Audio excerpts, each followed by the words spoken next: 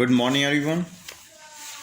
Today, in Chapter 3 Human Development, we will discuss about the development and its side effect like pollution and its impact on environment.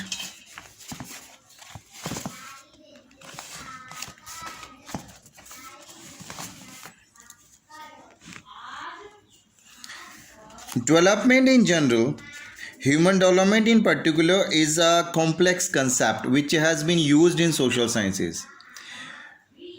This concept is complex because for ages it was thought that development is a substantive concept, and once it has been achieved, means development once achieved will address all socio cultural and environmental ills of the society. Though development has brought in significant improvement in the quality of life in more than one way, but at the same side, development increases regional disparities, social inequalities, discriminations, deprivations, displacement of people, abuse of human rights, and undermining human values and environmental degradation. These are the something which go parallel with the development. Considering the gravity and sensitivity of issues related to the development, UNDP, United Nations Development Programme, in its Human Development Report 1993, have tried to amend some of the implicit biases and prejudices which were entrenched in the concept of development.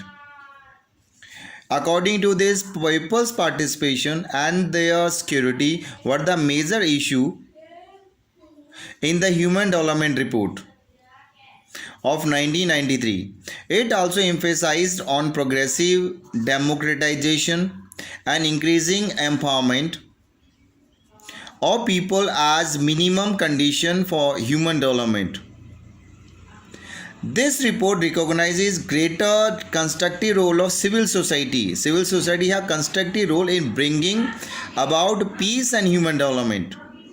That is why civil societies should work for the building up opinion for the reduction in military expenditure,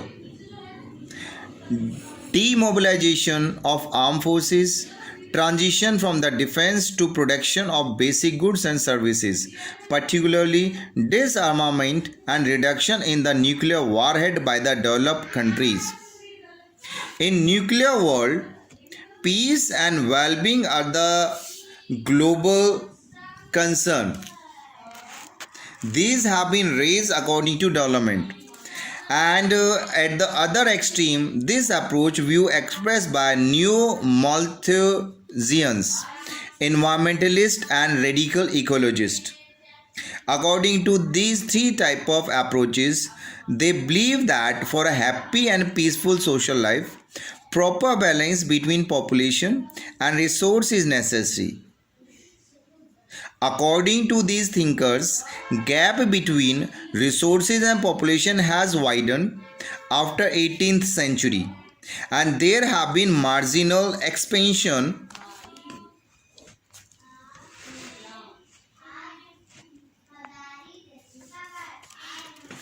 in the resources of the world in the last 300 years. But there have been phenomenal growth in human population, means the way resource have been increased as compared to population growth have been grown. There is a significant growth in human population. Development has only contributed in increasing the multiple uses of limited resources, means resources are limited.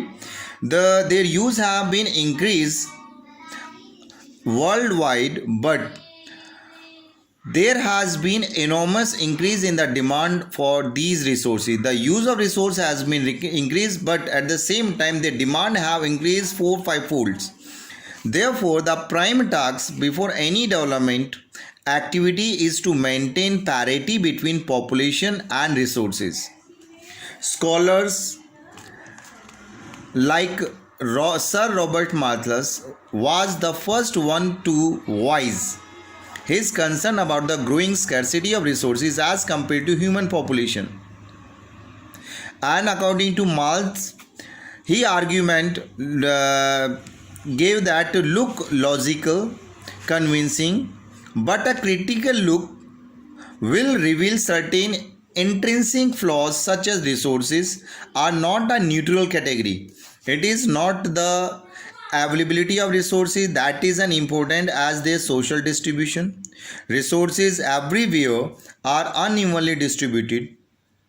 Rich countries and people have access to large resources basket while the poor countries find their resources shrinking and moreover unending pursuit for the control of more and more resources by the powerful and the use of same for exhibiting one prowess as the prime cause of conflict as well as apparent contradiction between the population resource and development.